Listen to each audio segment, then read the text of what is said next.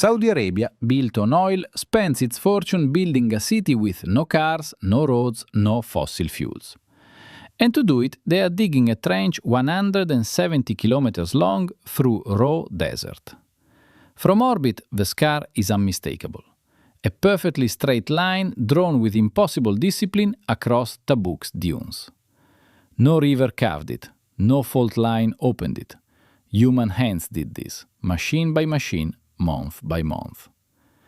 The trench begins near the Red Sea coast and marches inland toward the mountains, indifferent to wind and geography. It crosses ancient caravan routes without mercy. The question everyone asks upon first seeing it is always the same. Why would anyone dig 170 kilometers through nothing? The answer, remarkably, is not a canal.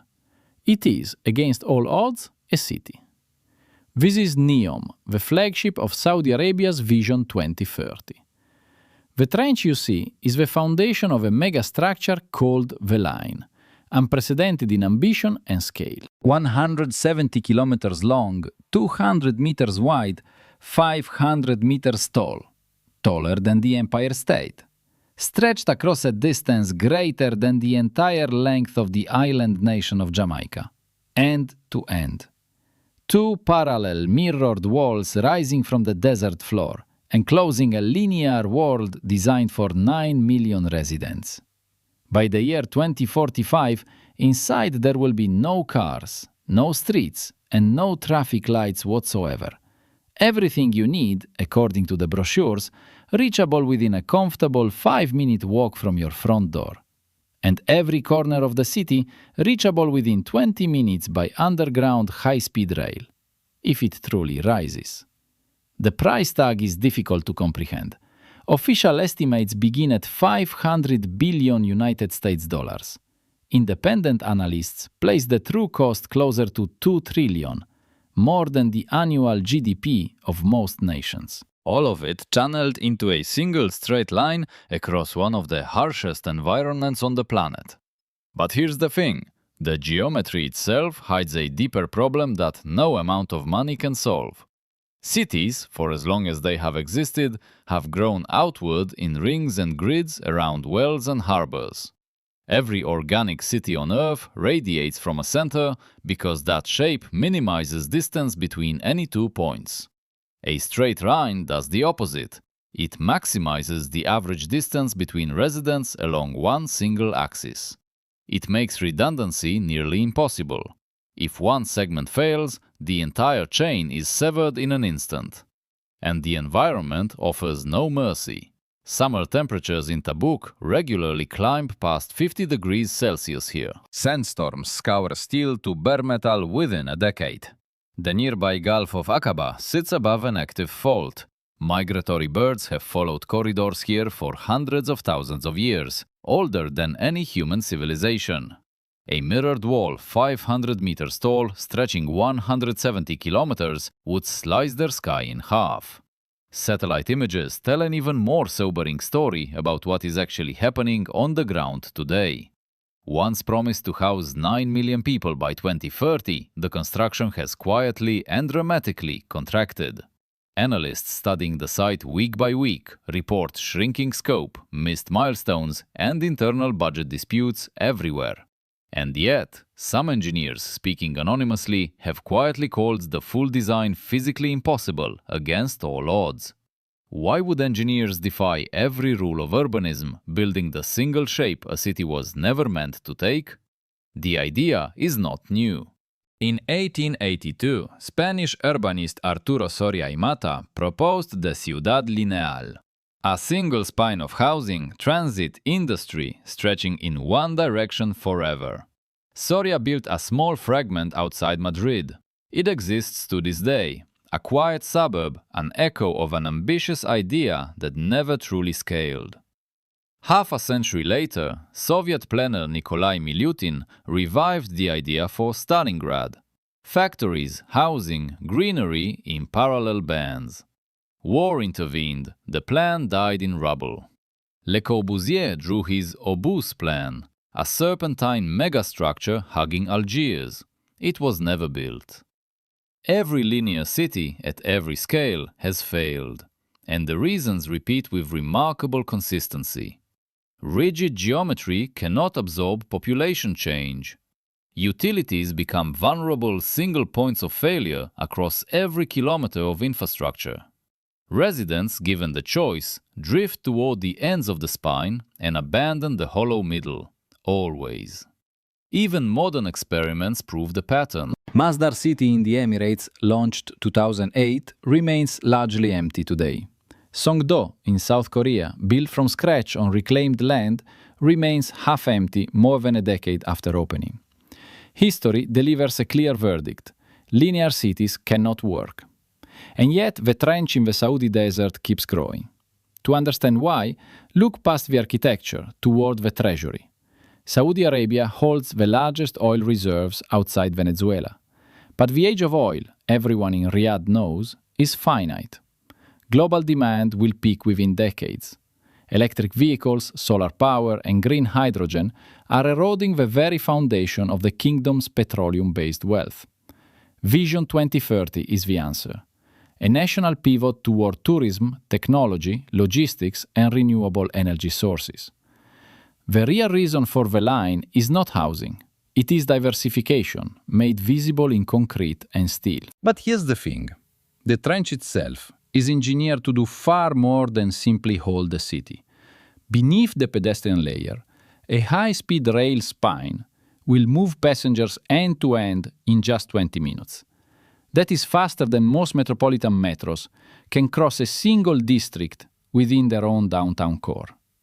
Above it, autonomous freight tunnels will carry every parcel, crate, and pallet without a single surface track.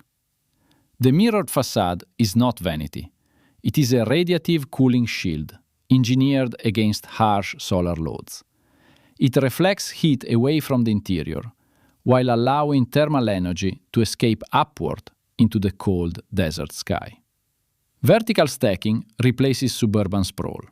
Farms become towers, offices become terraces, parks become sky bridges above ground. Buried beneath the foundation slabs, fiber optic cable and data centers form the digital nervous system of Saudi Arabia. The mirrors hide something the brochures never mention. Consider the engineering cascade required to make this vision real. The construction method itself is unprecedented. Modular prefabricated spines, each hundreds of meters long, assembled at coastal factories. They are floated inland and lowered into the excavation by cranes taller than most of Earth's skyscrapers.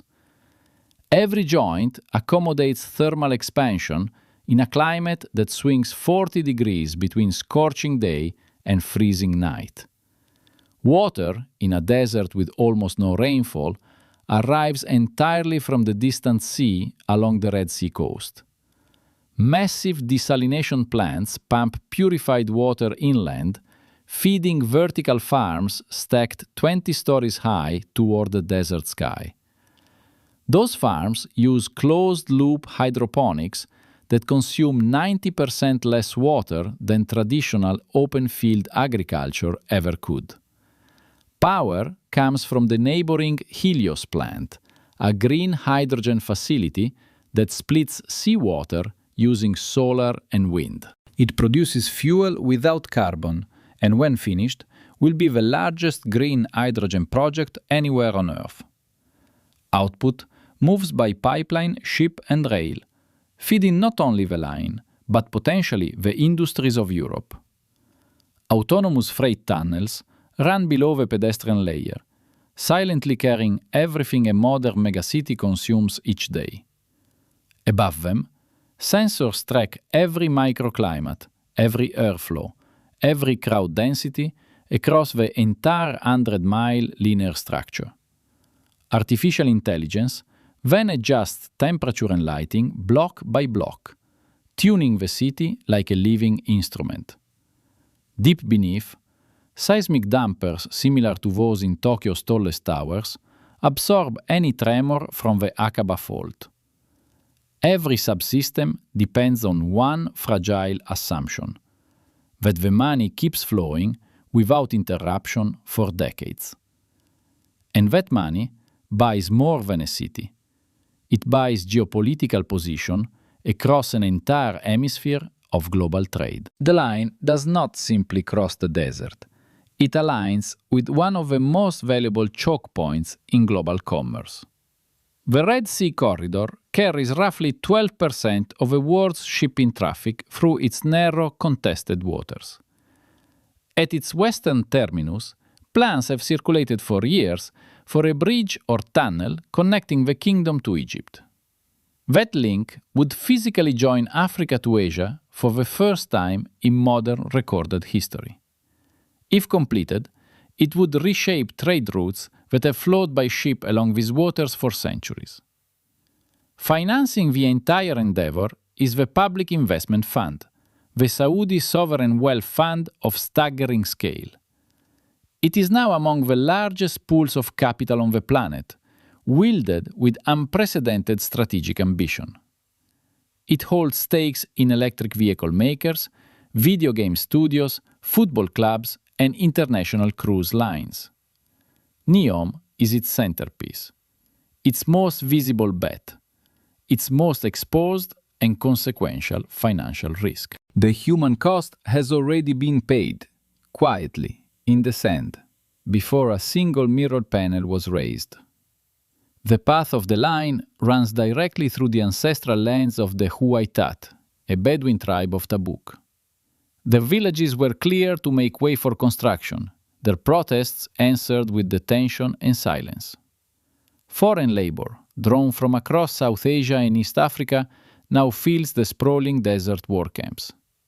Meanwhile, the kingdom competes openly with Dubai and Doha for the world's most sought-after global talent. Executives, architects, and engineers are lured with tax-free salaries and unprecedented, almost limitless project budgets. Yet, the true climax of this story is not scale or money or ambition. It is a single quiet number: 2.4. That is the number of kilometers that will actually be completed and operational by 2030. Not 170 kilometers. 2.4. According to leaked internal Saudi planning documents. The original vision of 9 million residents has been quietly revised downward, far from public announcements. Internal projections now speak of roughly 300,000 people by the end of this decade. That is a fraction of the original ambition, and some analysts suggest even that reduced figure is optimistic. Cost per kilometer, at current burn rates, rivals the entire annual budget of medium-sized nations worldwide today. Break-even requires tourism inflows unprecedented anywhere in the region, higher than Dubai at its peak, sustained for decades. Analysts describe the line not as a city under construction, but as a very long, very expensive prototype. The trench, in other words, is becoming evidence of ambition rather than evidence of eventual arrival somewhere. The scar in the sand is a message, not a mistake. A nation must be seen reinventing itself. The world's investors, its talent, its tourists will simply not commit to a fragile promise written on paper. They commit to concrete. They commit to steel. They commit to something they can photograph from orbit. Every meter of trench, every crane, every mirrored panel bolted into place is a signal to the world. It says, Saudi Arabia is serious. It says, the money is real. The pivot from oil is geology reshaped. Whether the full 170 kilometers ever rises is, in a sense, entirely secondary to the goal. The visible geometry has already begun to change how the world perceives the kingdom's ambition and future direction. Sovereign funds are watching.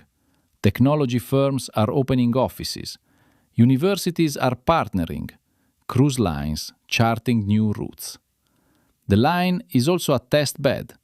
Autonomous freight, AI microclimates, desalination membranes, green hydrogen valves, all prototypes. If the line succeeds even partially, those technologies become products the kingdom can sell to every stressed city. Next along the coast, another piece of neon takes shape, Oxagon, a floating octagonal industrial port on water. Designed as the largest offshore structure ever built, it rises beside mountain resorts, luxury islands, a desert ski slope. Each project is a chapter in the same argument, that a nation can transform itself through sheer will. Through capital and vision, reinventing itself entirely before the old oil economy runs out. And yet, legacy remains uncertain. If the line rises even in fragments, it stands as one of the most ambitious urban experiments ever. A monument to what happens when a nation refuses, against all odds, to accept its own quiet decline. But if it stalls, it becomes something else, a cautionary story, a ruin visible from orbit itself, a line across the sand that once meant everything and, in the end, meant only that a country tried. The desert will decide which story survives. The real reason lies in whether ambition outlasts the sand itself. If this exploration compelled you, this channel holds many themes on the mega projects reshaping our world today. From the tunnels beneath the Alps to the dams rising across Africa, the next video takes you offshore. Subscribe to continue the engineering journey. More stories ahead about